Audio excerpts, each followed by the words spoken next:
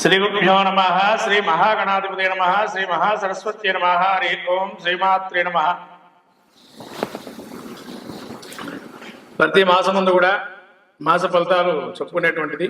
ఈ యొక్క మాస ఫలితాల్లో జూలై మాసం యొక్క ఫలితాలు ఏ విధంగా ఉండబోతున్నాయి, అలాగే జూలై మాసం అంటే మనకు ఆషాఢ మాసం, అట్లానే మాసం చివరిలోకి శ్రావణ మాసం ప్రవేశిస్తుంది. ఇటువంటి మహత్తరమైనటువంటి మాసాల్లో కూడా ఆషాఢ మాసం చాలా గొప్పదైందని చెప్పబడింది. ఈ ఆషాఢ మాసంలో ముఖ్యంగా మనకు ప్రత్యేకంగా ఏంటి పండగ అంటే దేవతలకు సూర్యోదయమైనటువంటి సమయం.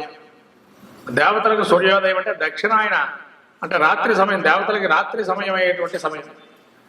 ఈ దేవతలకి రాత్రి సమయం ఏదైతే ఉంటుందో వాళ్ళకి దక్షిణాయన పుణ్యకాలం నుంచి ప్రారంభమవుతుంది. కాబట్టి దేవతల రాత్రి సమయాన్ని దక్షిణాయన పుణ్యకాలంగా మనము అనేకమైనటువంటి వ్రతాదులు, అనేక నిర్మిష్టలతో దీక్షగా చేసుకునేటువంటి కర్తవ్య మార్గాలు అనేకం కూడా ఉంటాయి. అది ఇక్కడి నుంచి మొదలవుతుంది. అట్లనే తొలి ఏకాదశి అని మానవులకి ఉండేటువంటి ప్రధాన పండగ, మొదటి పండగగా తొలి ఏకాదశిగా చెప్పబడింది. ఈ తొలి ఏకాదశి అనేటువంటిది మనము దేవతల్లో విష్ణుమూర్తికి ప్రత్యేకంగా ఈ ఏకాదశి ఉపవాసాలు ఎవరైతే ఉంటారో ఈ ఏకాదశి నుంచి పాటిస్తూ ఉంటారు. కాబట్టి తొలి ఏకాదశి నుంచి ప్రారంభమయ్యేటువంటి దాన్ని ప్రత్యేకంగా తీసుకొని ద్వాదశ అంటే మనం ఉన్నటువంటి 12 మాసాలు కూడా ఏకాదశి ఉపవాసం మొదలు పెడతారు, ఉపవాసాలు ఉండడం. అటువంటి మహత్తరమైనది ఆషాఢ మాసంలో వస్తున్నాయి తొలి ఏకాదశిని. అట్లానే దక్షిణాయన పుణ్యకాలము, అలానే మనకు శని వక్రగమనం కూడా నడుస్తుంది. 13వ తారీఖు నుంచి జూలై వక్రగమనంలో వస్తున్నారు.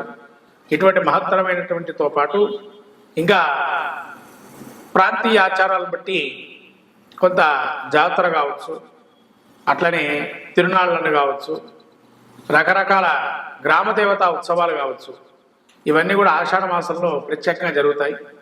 అందులోనూ మనకు శక్తి స్వరూపాలని ఆరాధన ఎక్కువగా చేస్తాం ఆషాఢ మాసంలో. ఈ ఆషాఢ మాసంలో శక్తి ఆరాధన చాలా విశేషంగా చెప్పబడింది. కాబట్టి అంటే గ్రామదేవత సంరక్షించబడుతుంది. మనల్ని మన ప్రజలు కానీ మనం ఉండేటువంటి పొలిమేర వరకు కూడా గ్రామ రక్షణగా అమ్మవారు ఉంటుంది. కాబట్టి అటువంటి అమ్మవారికి ప్రత్యేకంగా ఆషాఢ మాసంలో బోనాలు చేస్తాం. ఇక్కడ ఈ బోనాలను గ్రామదేవత ఉత్సవాన్ని తిరునాళ్ళ జాతర అని రకరకాల పేర్లతో పిలుస్తూ ఉంటారు. ఇటువంటి ఉత్సవానికి ఆషాఢ మాసంగా పేరు. ఈ ఆషాఢ మాసంలో ఎవరెవరు ఏం చేయాలి, ద్వాదశ రాశుల వారి యొక్క పరిస్థితి ఏ విధంగా ఉంది, వాళ్ళ యొక్క గ్రహస్థితి ఏ విధంగా ఉంటుంది అనేది మనం చెప్పుకునే ప్రయత్నం చేద్దాం.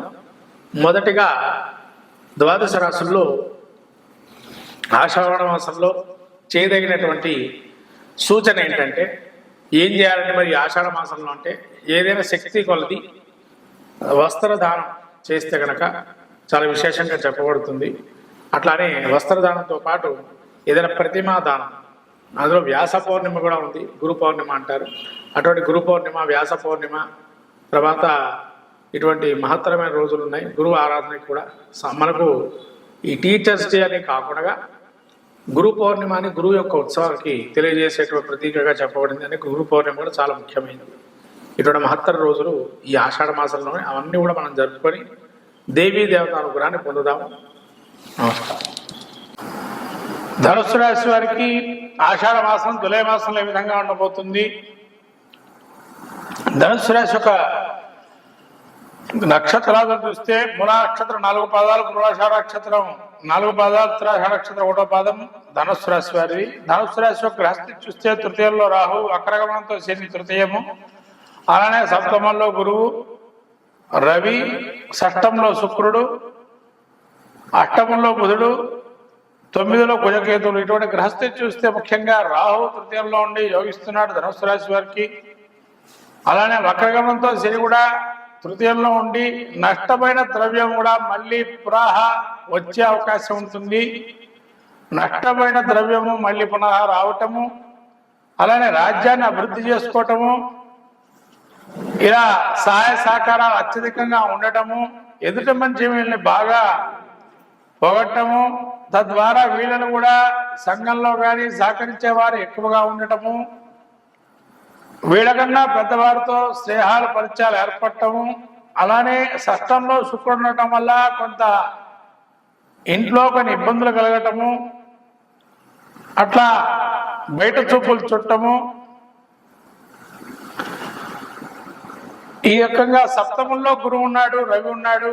ఈ సప్తమ రవి గురువులు ఉండటం వల్ల ఇంట్లో కన్నా వ్యాపారంలోనే ఎక్కువగా సమయాన్ని వెచ్చిస్తారు. అలా కూడా ఈ యొక్క ఎదుటి మనిషిని పొగట్టం కానీ, ఎదుటి మనిషి సభా గౌరవాన్ని ఇవ్వటం కానీ, మిమ్మల్ని చూస్తే ఎదుటి మనిషి కూడా ఈ విధంగా మంచి చేశారు అని చెప్పి అక్కడ జరిగే అవకాశాలు ఎక్కువగా ఉన్నాయి. అలానే సప్తమంలో గురువు ఉండటం వల్ల యజ్ఞాది కృతువులు కానీ, తీర్థయాత్రలు కానీ, పూజాధికారులు కానీ, సజ్జన సాంగత్యం కానీ, అధికారుల వల్ల కూడా ఉపయోగాన్ని కానీ ఎక్కువగా ఉంటుంది. అష్టమంలో బుధుడు ఉండటం వల్ల చాకచక్యత, సామరస్యత, నైపుణ్యత కలిగినటువంటి వ్యక్తిత్వంగా ఉన్న వాళ్ళని మిమ్మల్ని చూస్తేనే ఇటువంటివన్నీ కూడా గుర్తు రావడం అనేది జరుగుతుంది. ధనుస్సు రాశి వారికి ఇంత అనుకూలమైన కాలంగా జూలై మాసం ఉంది. అలానే కుజకేతులు 9లో ఉండటం వల్ల కొంతవరకు ఈ కుజుడు 9లో ఉండడం వల్ల కొన్ని ఇబ్బంది కలగజేస్తున్నాడు. కేతు కూడా 9లో ఉన్నాడు, పూర్వీకుల వల్ల ఇబ్బంది. కాబట్టి యజ్ఞాది కృతువులతో పాల్గొనడం వల్ల మంచి ఫలితాలు వస్తాయి. మొత్తం మీద ధనుసు రాశి వారికి నవగ్రహాల్లో 2 గ్రహాలు వ్యతిరేకంగా, 3 గ్రహాలు వ్యతిరేకము, 7 గ్రహాలు అనుకూలంగా ఉన్నాయి. కాబట్టి 90-80% వరకు అనుకూలమైన అంశాలు ఉన్నాయి. ఈ మిగతా 20% ప్రతికూలంగా కుజకేతువులు, శుక్రుడు ప్రతికూలంగా ఉన్నారు. కాబట్టి ఈ కుజకేతు అలానే శుక్రుడికి లక్ష్మీనారాయణ ధ్యానము, సుబ్రహ్మణ్య క్షేత్ర దర్శనము, అట్లనే క్షేత్ర దర్శనము, యాత్ర సమయాల్లో ఏదైనా ఇంట్లో కానీ ఎక్కడైనా యాత్రకు వెళ్ళినా కూడా సుబ్రహ్మణ్య క్షేత్ర దర్శనం చేసుకోవడం మంచి ఫలితాలు ఉంటాయి. లక్ష్మీనారాయణ ధ్యానం కానీ, సత్యనారాయణ స్వామి వ్రతం కానీ, ఇలా రకరకాలైనటువంటి మంచి ఫలితాలు చేసుకుంటే మంచి ఫలితాలు పొందుతారు ధనుసు రాశి వారు. విద్యార్థులకు లాభము, పోటీ పరీక్షల్లో లాభం చేకూరే అవకాశం ఉంది. అలానే విద్యార్థులతో పాటు రాజకీయ నాయకులు, సినీ ప్రముఖులు కూడా యోగదాయకంగా ఉంది. న్యాయమూర్తులు, న్యాయస్థానాధిపతులు, మీడియా రంగంలో కానీ అనేకులకు కూడా ధనుస్సు రాశి వారికి ఒక యోగంగా చెప్పవచ్చు ఈ యొక్క జూలై మాసం యొక్క ఫలితాలు. కాబట్టి ఇటువంటి యోగం అద్భుతంగా రాణించే అవకాశం ఉంది. ఈ యొక్క మాసంలో మీరు ఏదైతే అనుకుంటారో ప్రతి విషయాన్ని కూడా మంచి ఫలితాలు గోచరిస్తున్నాయి. కాబట్టి ఈ యొక్క ఫలితం చాలా అద్భుతంగా ఉంది. కానీ ఒక్క కుజుడు, శుక్రుడు మంగళవారాలు దైవదర్శనం చేసుకోండి, ఎట్లనే శుక్రవారాలు దైవదర్శనం చేసుకోవడం వల్ల మంచి ఫలితాలు ఉంటాయి ఈ యొక్క ధనుస్సు రాశి వారికి. శ్రీమాత్రే నమః.